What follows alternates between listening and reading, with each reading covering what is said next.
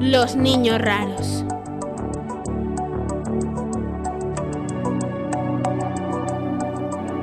Por un experimento fallido, niños normales adquirieron poderes. Velocidad, invisibilidad, fusión, mentalidad incontrolada y rayos desde las manos.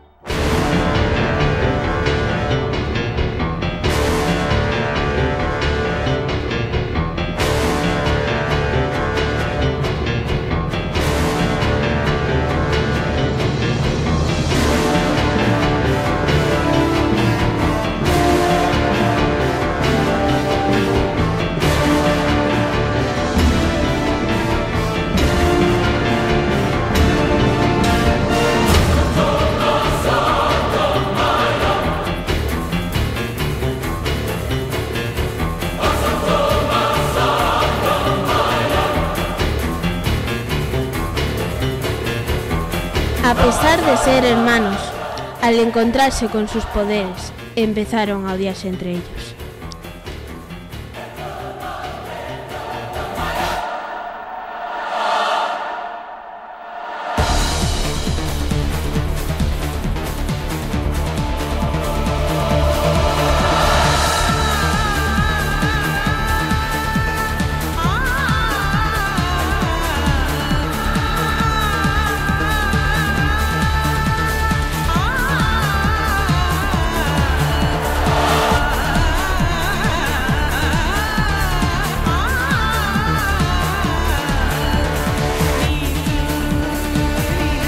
Fin.